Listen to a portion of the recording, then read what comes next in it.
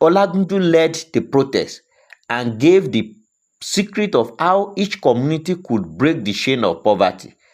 For our development to be directly proportional to our efforts, we need not depend on the resources from the center. Let's improve our agricultural activities.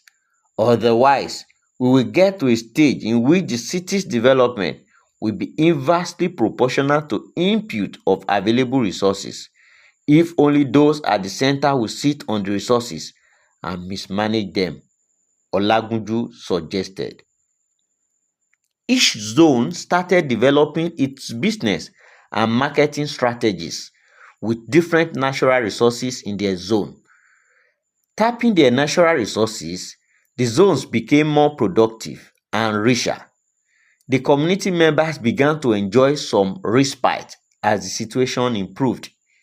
The cost of living in Hexagon City, which was high before, began to become low, and many embraced agriculture among other trades.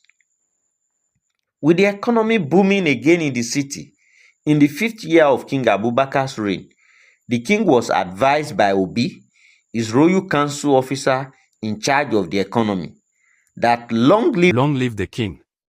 You should let all resources from all zones be brought to the city palace, so that it is the center that will be the source of prosperity, sharing income from the economy to the zones.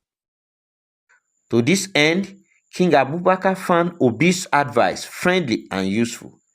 He then taxed the zones heavily to bring products to the city in the center of the palace, while the products were shared to zones, communities, and villages in the city.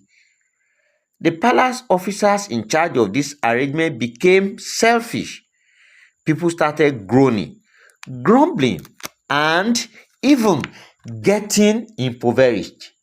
The officers used the opportunity to enrich themselves and their families.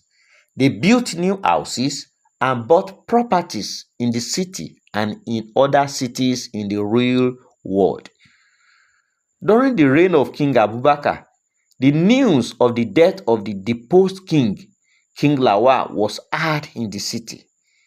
It would be recalled that King Lawal was forced to leave the throne and sent on exile to Pythagoras City. King Abubakar ordered the remains of the king to be brought to Hexagon City for a befitting burial. The royal council members made arrangements for the corpse of the late king to be flown into the city by air. Unfortunately, due to degrading facilities and the city airline, the city plane marked Exa 419 crashed in the city square, killing 5 of the council members who went to Pythagoras City to bring the remains of King Lawal. The people in the town started shouting, "What a kingdom!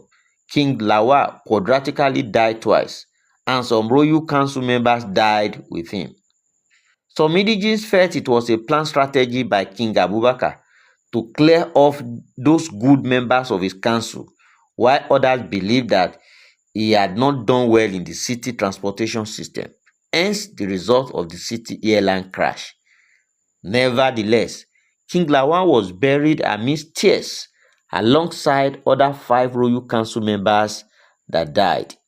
The king declared a 3-day mourning in the city for the colossal loss.